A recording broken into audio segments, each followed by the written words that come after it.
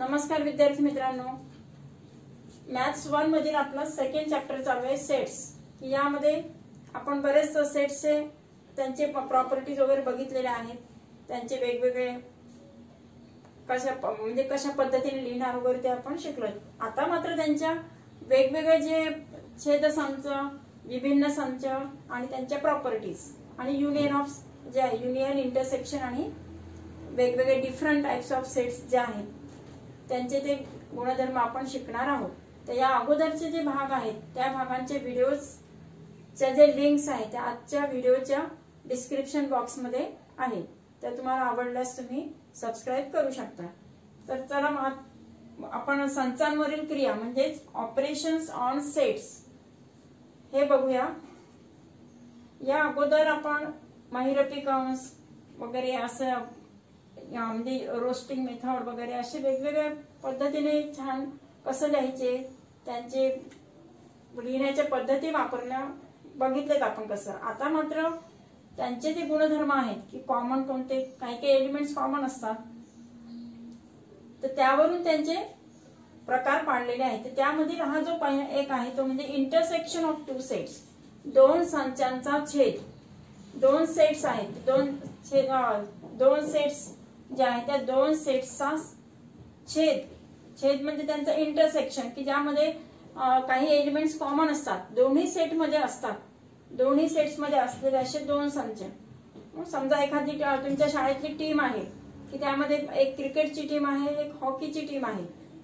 काही विद्यार्थी असे आहेत की ते दोन्ही टीम मध्ये आहेत, मग ते ज्या दोन्ही टीम मध्ये जे असणारे विद्यार्थी ते म्हणजे त्यांचा दोन सेट्सचा इंटरसेक्शन, तो त्यांचा छेदसंच झाला। मग त्यांचा जो संच तयार होईल तो छेदसंच, आणि छेदसंच दाखवण्यासाठी अशा पद्धतीने असं उलटा यू करून असं चिन्ह दाखवलं जातं, ए छेद बी, ए इंटरसेक्शन बी। त्यांचं रीडिंग करताना ए इंटरसेक्शन बी। आपण जेव्हा याचे पुढे गणित सॉल्व्ह करणार आहोत त्यामध्ये ए इंटरसेक्शन बी असे दोन सेट्सचा जो इंटरसेक्शन आहे तो अशा चिन्हाने दर्शवणार आहोत। तर त्यासाठी सपोज ए हा एक सेट आहे आणि की ज्यामध्ये 1, 3, 5, 7 हे चार एलिमेंट्स आहेत। सेकंड सेट मध्ये बी 2, 3, 8, 6, 8 these are the elements in second B set.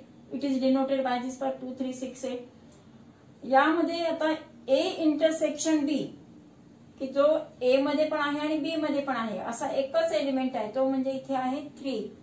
हा जो 3 एलिमेंट आहे तो दोघांना पण कॉमन आहे आणि म्हणून त्यांचा एकच तेवढा एक पॉइंट आहे, त्याच्यात एक संख्या आहे, एक एलिमेंट आहे फक्त, आणि म्हणून तो आपण लिहिताना त्याचा A intersection B is equal to 3। त्याचा जो इंटरसेक्शनचा जो सेट आहे तो आला 3 की त्यामध्ये एकच एलिमेंट आलेला आहे A इंटरसेक्शन B। त्यामध्ये x is such that x belongs to A and x belongs to B also. म्हणजे x हा A चा घटक आहे and x is also element of B, x हा B चा पण घटक आहे। असा जो एलिमेंटचा संच तो म्हणजे काय झाला त्यांचा सेट ऑफ म्हणजे इंटरसेक्शन सेट।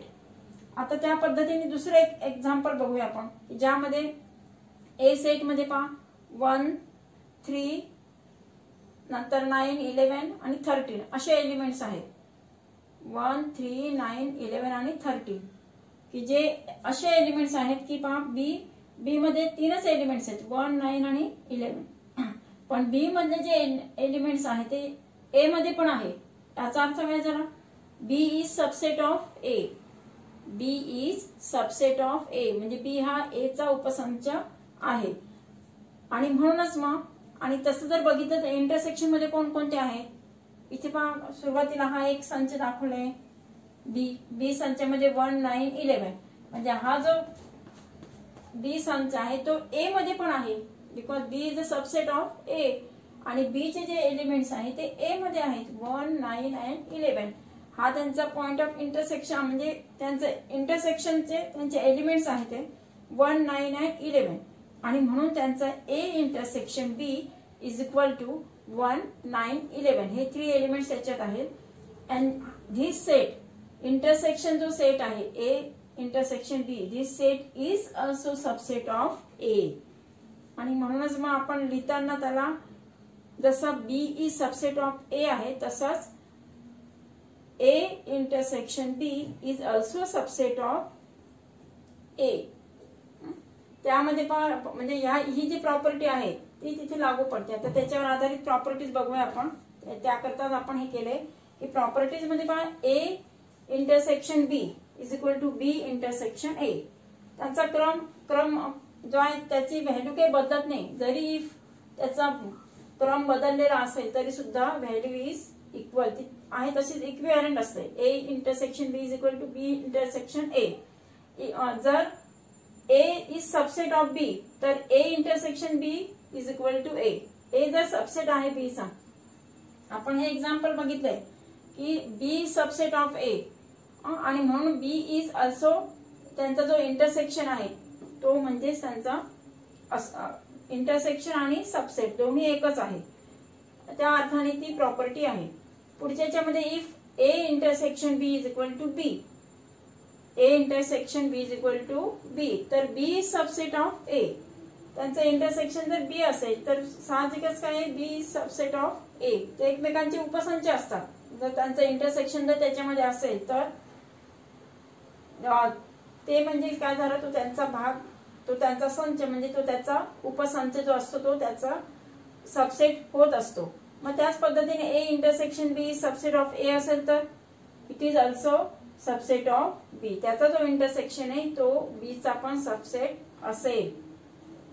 आणखी एक आता फाय म्हणजे रिक्त जो संच असतो एम्प्टी सेट साठी पण तो नियम लागू पडतोय. A intersection of A complement, A dash म्हणजेच काय झालं ए कॉम्प्लिमेंट, त्याचा पूरक संच A intersection of A dash is empty. तो जर का एम्प्टी असेल तर म्हणजे तो एम्प्टी असू शकतो आणि असला तरी सुद्धा तो फाय जो आहे तो फाय म्हटलं म्हणजे A is intersection of phi that is equal to five.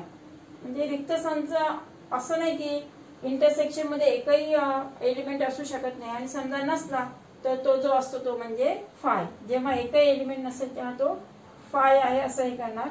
आणि ए intersection of A is it self ए, तो स्वतःचाच इंटरसेक्शन असतो.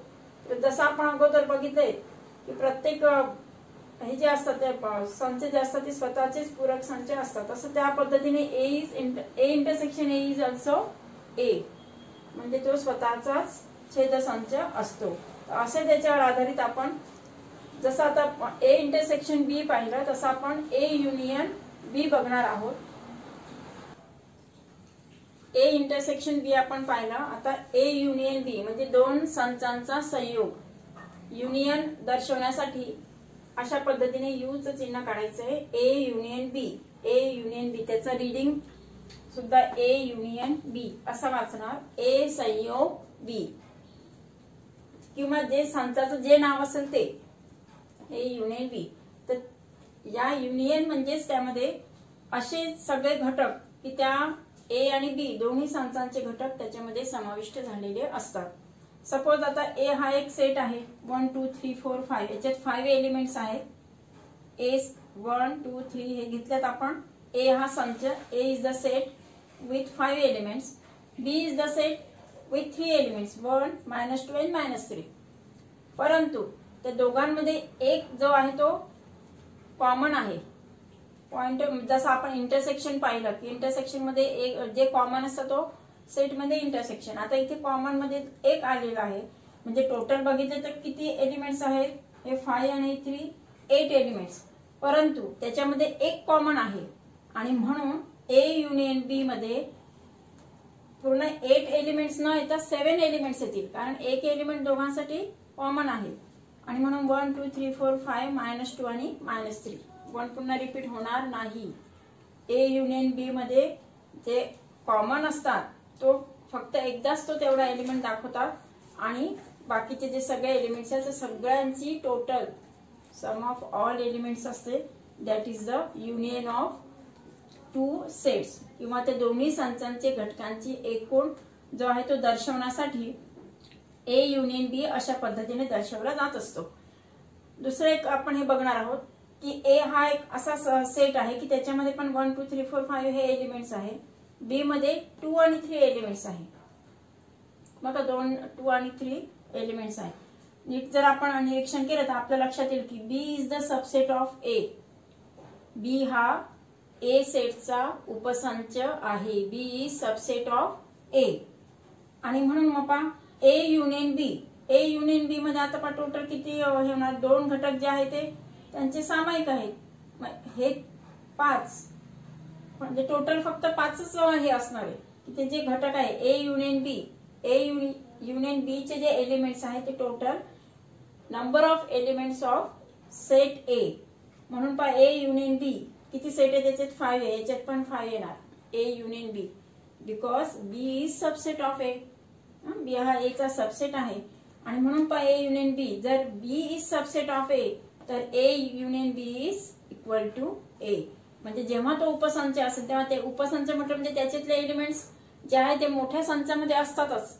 आणि म्हणून मग ही प्रॉपर्टी जी आहे ती अशा पद्धतीने ते तिथे लागू पडते किंवा ती आपण प्रॉपर्टी याच्यामध्ये पाहणार आहोत. तर यामध्ये पहा प्रॉपर्टीज मध्ये A union B is equal to B union A. सेटचा क्रम जसा आपण इंटरसेक्शन साठी पाहिलं तरी क्रमने काही फरक पडत नाही. They are equivalent. A union B लिहिलं काय किंवा B union A both are equal. They are equivalent. दोन्ही सारखी त्यांची व्हॅल्यू बदलत नाही. क्रम बदलला तरी त्यांची व्हॅल्यू बदलत नाही. सेकंड प्रॉपर्टी मध्ये if A is subset of B. A is subset of B then A union B is equal to B. तो ज्याचा सबसेट असेल तोच सबसेट तोच मोठा सेट होतो ना. ए युनियन बी जसा आपण इथे बघितला त्या पद्धतीने इथे ए इज सबसेट ऑफ बी असेल तर तो जो युनियन आहे युनियन इज ऑल्सो पूर्ण त्याचा सेट बी असतो. If A is subset of A union B. आता पहा A is subset of A union B then B is subset of A union B. आहे तीच प्रॉपर्टी जसं इथे इंटरचेंज आपण केलं A union B is equal to B union A. तसंच A is subset of A union B then B is also subset of A union B. ते जे आहे उपसंच जे आहे ए हा त्याचा उपसंच आहे. पण कशाचा तर 2 युनियनचा जो संच असेल त्याचा म्हणजे संयोग संचाचा उपसंच आहे असं ते दाखवलेलं आहे. आणि आता कॉम्प्लिमेंट सेट साठी पहा. कॉम्प्लिमेंट सेट म्हणजे पूरक संच. ए युनियन ए डॅश किंवा A union complement set A is equal to universal set.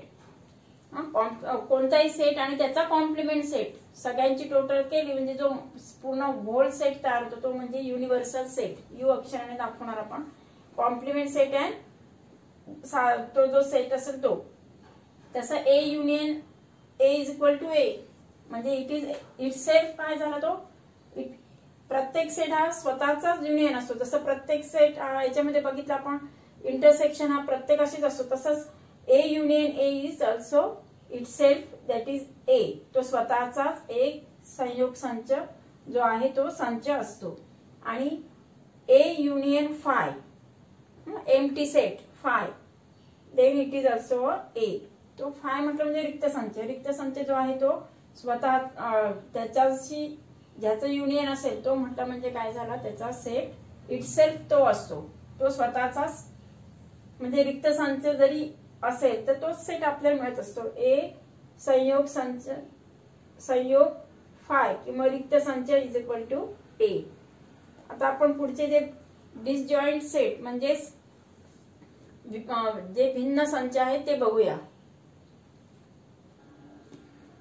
संचांचं जे आपण क्रिया पाहिल्या त्यामध्ये आणखी एक आहे तिसरा प्रकार जो म्हणजे डिसजॉइंट सेट्स विभिन्न संच की ज्या संचांमध्ये आता या अगोदर आपण इंटरसेक्शन पाहिलं युनियन ऑफ सेट्स पाहिले आणि इंटरसेक्शन ऑफ सेट्स संयोग संच आणि छेद संच असे 2 प्रकार हे बघितले आपण त्याच्यावरच्या क्रिया. आता आणखी एक तिसरं म्हटलं म्हणजे डिसजॉइंट सेट्स विभिन्न संच. विभिन्न कसं म्हणणार आपण की त्याच्यातला जे 2 सेट्स असतात ते 2 सेट्स मधील elements are not common. They are different totally different. ते एलिमेंट्स टोटली डिफरंट असायला पाहिजे. एकही एलिमेंट त्याच्यात कॉमन नको. फॉर एक्झाम्पल आता A is the set in which 1, 3, 5 and 9 are the elements.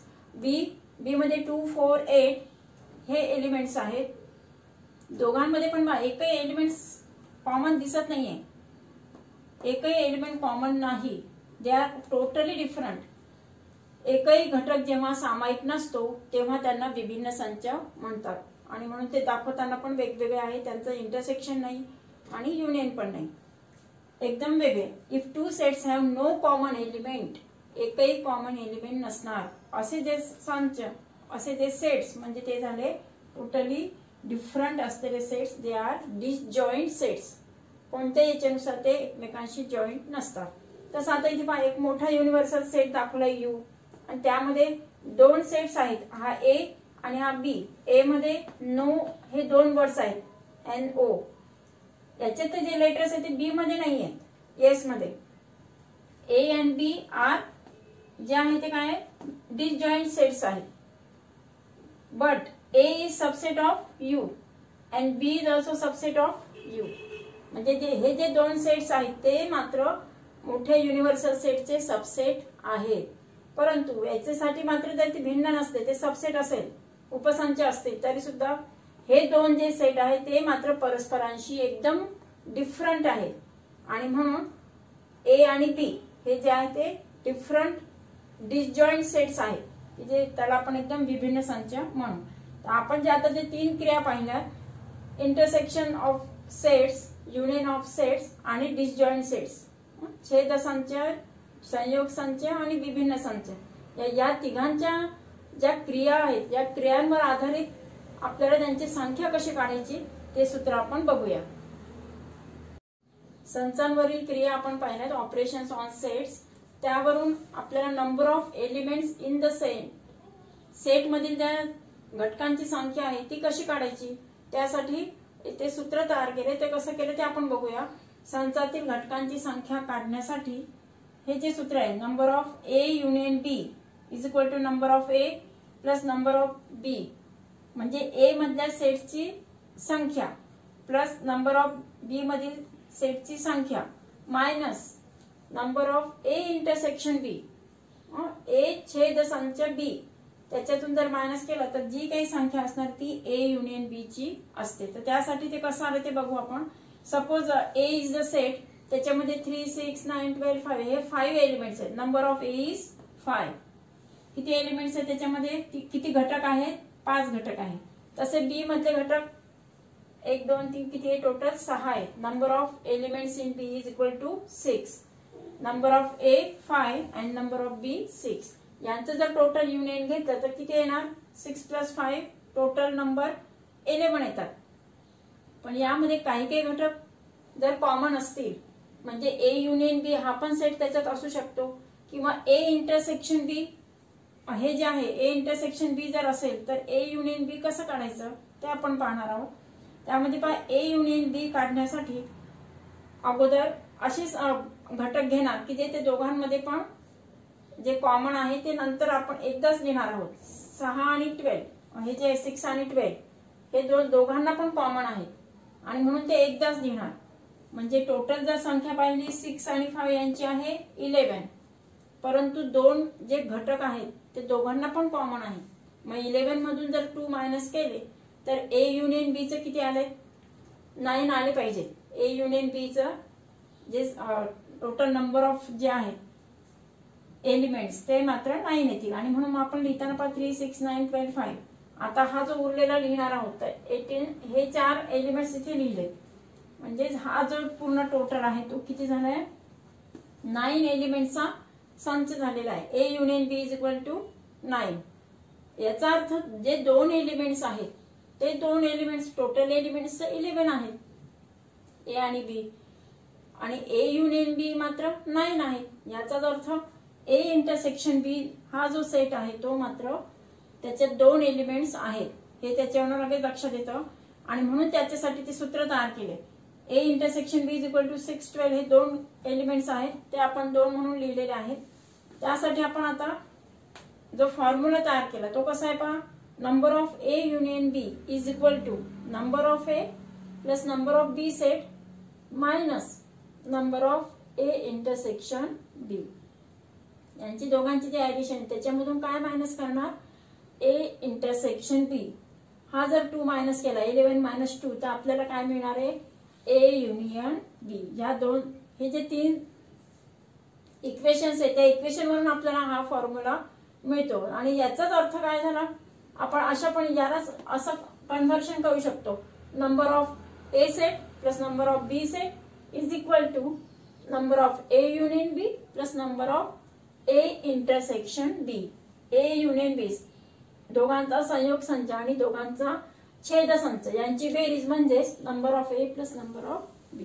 तर याच्यावरची उदाहरण आपण पुढे बघूया. थँक्यू.